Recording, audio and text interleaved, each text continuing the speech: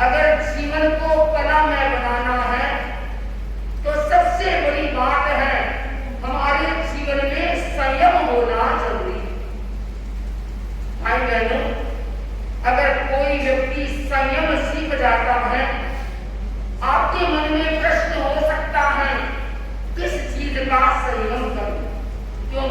नवरात्रि में सब व्यक्ति खाने का संयम कर रहे हैं।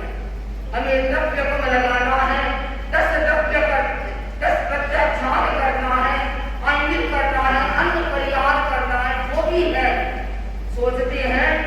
लेकिन भगवान आगमों में घटित किया है कि संयम किसका कर, कहम चले कहम चिट्ठे कहम मासे कहम मुंजन तो भाषण को पाव कमुंडल, किसका संयम कर? भगवान ने कहा जयम चले जयम चिट्ठे जयम मासे जयम मुंजन तो भाषण को पाव कमुंडल। हम संयम करें, चलने का संयम करें, बोलने का संयम करें, खाने का संयम करें, सोने का संयम करें। भगवान ने हमें यह बताया। लेकिन आज के युग में अगर हम जोड़े कि हम मोबाइल देखना कम करें, क्योंकि आज की जो पीढ़ी है उस जीवन जीने की कला को भूल रही है। केवल उस मोबाइल में जाकर के अपने जीवन की दिशा को परिवर्तन कर देती। खाए तो मोबाइल, चले तो मोबाइल, सोए तो मोबाइल, और क्या यहाँ तक लोग कहते हैं क्या करे महाराज, समय नहीं मिलता है। अगर बाथरूम भी जाते हैं तो वहां भी मोबाइल साथ में लेके जाना, फोन की घंटा बजती रहती है।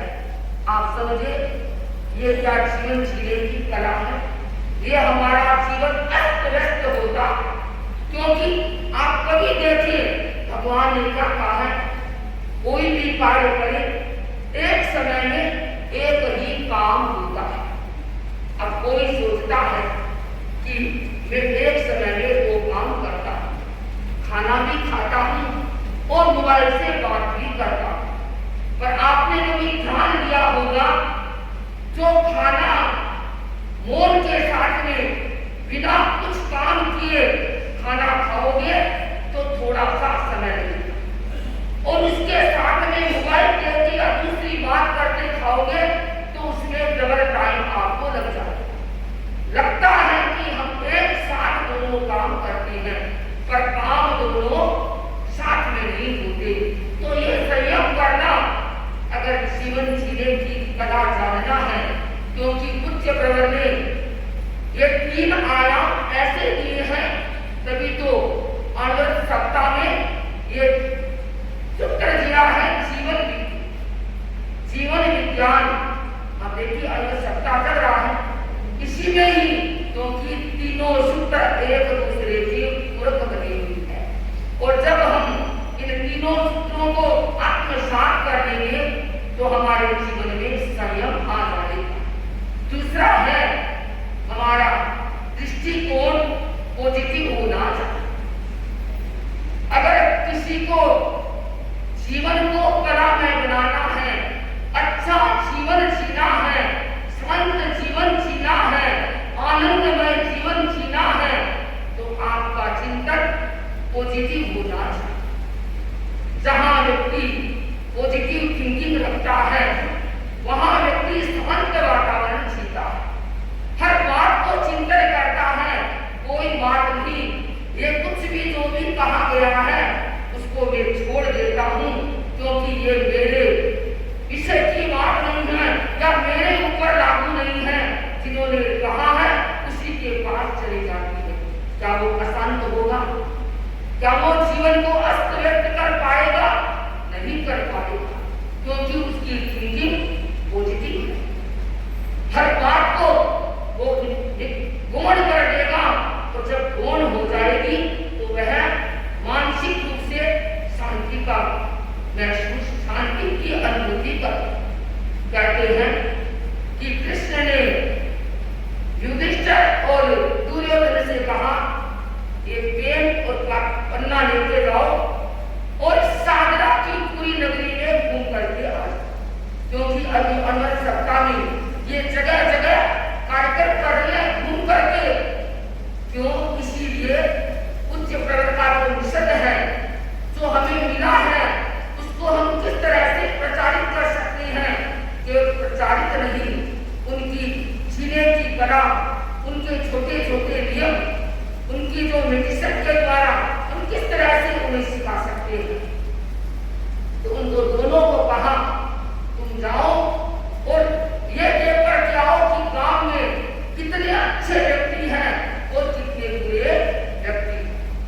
आप देखें दोनों युधिष्ठिर और दुर्योधन दोनों पेन और पत्ता लेकर के गए, दोनों खाली कागज लेकर के आए। पूछा क्या बात है?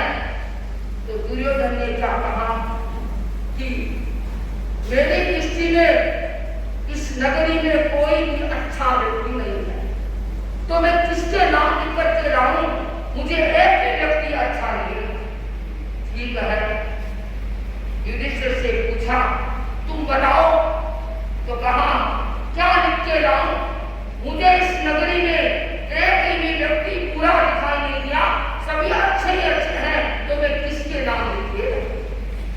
और समझ गए बात एक ही, व्यक्ति दो हो गए, लेकिन दोनों का दृष्टिकोण अलग अलग था, दोनों की थिंकिंग अलग अलग थी। एक नेगेटिव थिंकिंग वाला था, एक पॉजिटिव थिंकिंग वाला था, इसलिए दोनों में अंतर आ गया।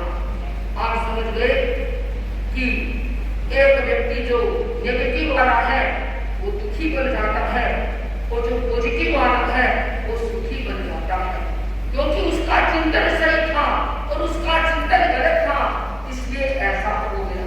तो हमें यह जानना है हमारी चिंतन धारा पॉजिटिव होनी चाहिए, चाहे आज समाज में रहे, चाहे परिवार में रहे, चाहे कहीं भी जाए, अगर चिंतन धारा हमारी सही होती है, हम हर बात को पॉजिटिव लेते हैं, तो हमारा जीवन कलामय बन जाता है, जीने की ताकत सही आ जाती है, जीने की कला आ जाती है, क्योंकि भगवान ने जीवन निर्माण के 3 घटक बताए हैं, आचार, विचार और संस्कार। जिसके आचार सही है उनका विचार भी सही होगा, और जिनके आचार और विचार दोनों सही है उसके संस्कार भी सही होंगे। और अगर मैं इस रूप से लूं कि अगर किसी के संस्कार जन्मजात सही है तो उसके विचार भी सही होंगे, और जिनके संस्कार और विचार दोनों सही होंगे उनका आचार भी सही होगा। तो हमें इन तीनों सूत्रों को जीने के लिए, जीने की कला को जानना जरूरी है। तो हम धन्य हैं, हमें ऐसे आचार्य तुलसी, आचार्य महाप्रज्ञ जैसे गुरु मिले जिन्होंने हमें ये 3 आयाम ऐसे दिए हैं जिससे हर व्यक्ति शांत जीवन जी सकता है, हर व्यक्ति निर्मल जीवन जी सकता है। वर्तमान में आचार्य श्री महाश्रमण जी जो हमें जीने की कला सिखा रहे हैं, भाई बहनों, उनके पास जाने से हर व्यक्ति जीने की कला सीख सकता है। एक ही अगर हम उनका जीवन के गुण को ध्यान करें, मौन जहां आवश्यकता है वही बोलते हैं, क्योंकि इस वाणी के द्वारा ही व्यक्ति जीवन की दिशा को परिवर्तन कर देता है, जीवन को अस्त व्यस्त बना देता है। उच्च प्रगत वाणी संयम का हमें सिखाती है, अगर हम सीख जाएंगे तो हमारा जीवन आनंदमय बन सकता है, जीवन कलामय बन सकता है। तो मैं अपनी बात को, क्योंकि मेरे को जीवन विज्ञान के बारे में बहुत कुछ कहना था, कुछ ऐसे पॉइंट की तेरा समय हो गया है, तो मैं अपनी बात को यही विराम दे रही हूँ और कहूँगी आज का यह महान दिवस जीवन विज्ञान का, जो हमारे लिए शारीरिक, मानसिक, भावनात्मक स्वस्थता के लिए भावधारा को लेकर के आता है। अगर हम ये सीख लेंगे तो हमारा जीवन तन से, मन से, भावों से सब होकर के अपने जीवन की गाड़ी को सही दिशा में बता सकते हैं। ओम अरहम अभी आपने सुना जीवन विज्ञान के बारे में, क्योंकि ओम अरहम काफी ये बता रहे थे कि बोलने देने का टाइम होगा, कितना ही समय लगेगा, क्योंकि 10-5 लोग नहीं बैठना है, क्योंकि जैसे आपने सुन लिया, यानी अपन सिद्धि भाषा में समझे कि जीवन विज्ञान यानी कलापूर्ण जीवन जीने का नाम ही जीवन विज्ञान। क्योंकि आज हम देख रहे हैं कि हर व्यक्ति है, अगर उनकी सकारात्मक सोच है, समदृष्टिपूर्ण सोच है, तो वो सफल जीवन का मेरुदंड बताया गया है। मेरुदंड जहाँ सफल होता है, सत्य होता है, तो व्यक्ति महान तक स्थिति से पहुंच जाता है। बंधुओं, मनसा वाचा कर्म भगवान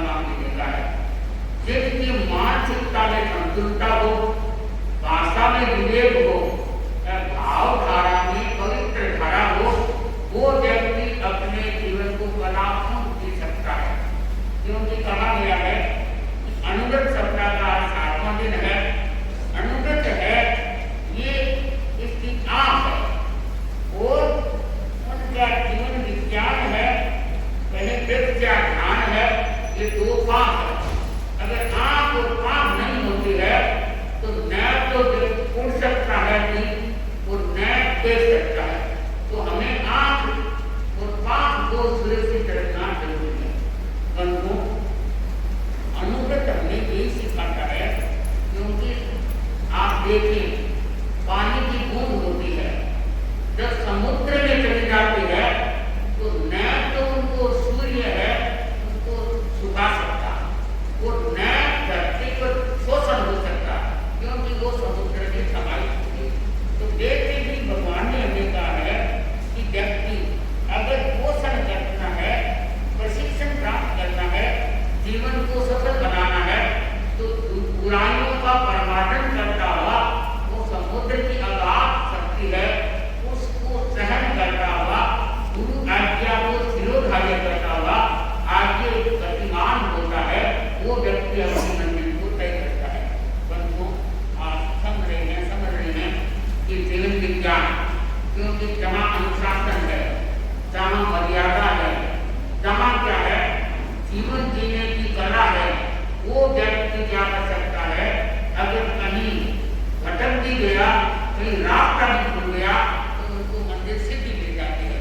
तो इसलिए कहा गया है अनुशासन मर्यादा हमें जीवन विज्ञान सिखाता है। मन सा वाचा करना, क्योंकि हमारा मन है जितना विचलित रहेगा उतना हम कई गंदे कार्य नहीं कर सकते। और वचन है, वचन में ना जितनी क्रूरता देगी उतना ही व्यक्ति क्या है दबता रहेगा, आगे नहीं बढ़ सकेगा। तो कहा गया है कि मन और वचन कार्य स्थिर होती है कि व्यक्ति अपने मेन चीज को समझ लेता है, जीवन निर्माण के कर्तव्य को जान लेता है, सिद्धांतों के अग्रसर होता है, वो व्यक्ति महानता को प्राप्त कर सकता है। बंधुओं, छोटे से उदाहरण कोई बात नहीं करो, क्योंकि जीवन विज्ञान के लिए सिखाता है। जैसे बच्चे हैं तो बच्चे अगर बौद्धिकता को प्राप्त रखता है, परंतु उनके पास विनम्रता नहीं होगी, सकारात्मक सोच नहीं होगी, तो वो बौद्धिकता भी क्या है एक जगह चली जाएगी, सिद्ध सही स्थान को प्राप्त नहीं कर सकेगा। तो उनमें भी नियम है, अनुशासन है, मर्यादा है, उसको समझने से व्यक्ति महानता को कहते हैं। कि 2 बगीचे थे, तो बगीचे में राह पे जा रहा था, बड़ी धूप थी और धूप को देख के आगे बढ़ नहीं सका, तो उसने सोचा कि यहाँ अपनी क्या है थोड़ी देर के लिए विश्राम करूं, पर भूखा मेरे पास क्या है, खाने को भी कुछ नहीं है, तो भूखा पेट भी नहीं रहा जाता। क्योंकि भाई बहनों तपस्वी लोग स्थान लिखा है कि भाई हमें तपस्या करनी है, चाहिए जैसे आज बनी लंबी के 8 दिन की तपस्या पूरी कर चुके आज पालना है। चाहे भाई विमन जी है, उनके क्या है बड़ी लंबी तपस्या कर रही है, तो उन्होंने ये सोच रखा है, चिंतन कर रखा है कि मेरे को लंबी तपस्या करनी है, पानी के सिवाय कुछ देना नहीं है। और भी एक आदमी तपस्या करने में ये चिंतन कर रखा है कि हमें तपस्या करनी है। पर जिनको खाने का लक्ष्य है, जिनको खाना हमको यही रहेगा कि मेरे खाने का टाइम हो गया। राहुल जी ने सोचा कि क्या है, अब मैं भूखा भी हूँ और धूप से भी दिल मिला रहा हूँ, तो वृक्ष के नीचे देखा तो जो कुत्ता देखने लगा तो सोचा कि इसमें तो पत्ते ही पत्ते हैं, न तो कोई खुशबू है, फूल भी नहीं है, खाने को तो एक फल नहीं दिखाई दे रहा है, तो मैं तो भूखा का भाई बड़ा रहूंगा। इधर उधर देखा, पानी भी साफ नहीं था, इसलिए सोचा यार में तो कोई क्या है मन की भावना पूरी नहीं हो सकेगी और मैं अपने भूख को मिटा करूंगा। आगे चला बंधुओं, दूसरा बगीचा देखना है, तो बगीचे को देखा तो देखते इसका मन हरा भरा हो गया कि ये बगीचा है, पल्लवित भी है, पुष्पित भी है, और वृक्ष है जिनके झुके हुए हैं, उसके फूल भी है, पत्ते भी है और साथ साथ फल भी है, बड़ी धीमी धीमी हवा भी आ रही है और फलों की सुगंध भी आ रही है, तो जी करता है कि यहाँ ही विश्राम करूं। राही वहीं विश्राम कर दिया, तो पक्के बंदे को उठा के खा रहा है। वो सोच रहा है पेट भी भर गया, ठंडी हवा भी है, खुशबू भी आ रही है, सुंदर सुगंध भी ले रहा हूँ। तो क्या है, इसके मन में आया कि देखो बगीचा ये भी है, परंतु अंतर कितना है। लोगों को कहते हो मणियान मनुष्य मनुष्य है, तो एक गाड़ा है, पूरा है, एक सत्ता भाग्य, एक दिन है, एक गरीब है, एक अमीर है, पर देखो बगीचों में भी कितना अंतर है। तो बंधुओं, बगीचे को पूछा अपनी भाषा में, वहां से भाषा में पहले वाले बगीचे ने जवाब दिया कि क्या बोलूं, मैं तो मेरा मालिक है, जीवन जीना जानता है, मैं दूसरों को जीवन जीने की सलाह देता है, मैं ठंडाई करता है, मैं कटाई करता है, मैं इज्जत करता है, तो फिर क्या अनुशासन नहीं, मर्यादा नहीं, जीवन जीने की कला नहीं, तो वो क्या है, मैं सकारात्मक सोच है, कहीं कांटे पीछे हैं, कहीं कुछ है, तो फिर मेरा क्या है, यहाँ क्या मिलेगा। दूसरे को पूछा बंधुओं, उस बगीचे ने कहा फल भी है, फूल भी है, हवा भी है, और क्या है, सुगंधित फूल भी है, और पानी भी बड़ा निर्मल है।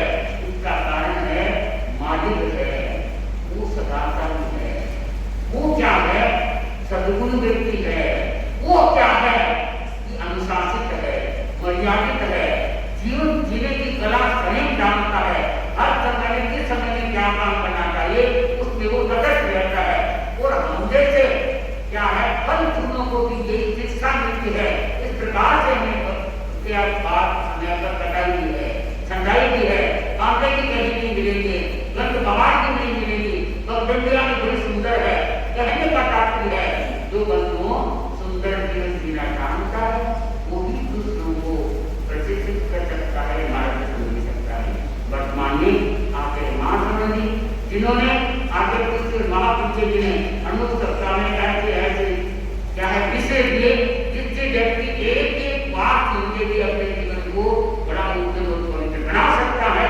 तो आज हमको हम जीवन विज्ञान के बारे में आपने सुना, वास्तव में जीवन जीने की कला सीख देता है व्यक्ति, तो अपने बच्चों की सड़क बना देता है, और जहाँ रहता है जब दुश्मन के साथ रहो उसको भी अपना बना देता है, वो बनाता है जो सही सकारात्मक सम्यक दृष्टि रखता है, इच्छा दृष्टि से विकृत रहता है, दूर रहता है, वही आत्मा वही व्यक्ति अपने व्यक्तित्व को विकास हुआ जीवन को पवित्र बना सकता है। तो मैं अपनी बात को क्योंकि हम जीवन जीने की कला सीखें, जीवन को पवित्र बनाने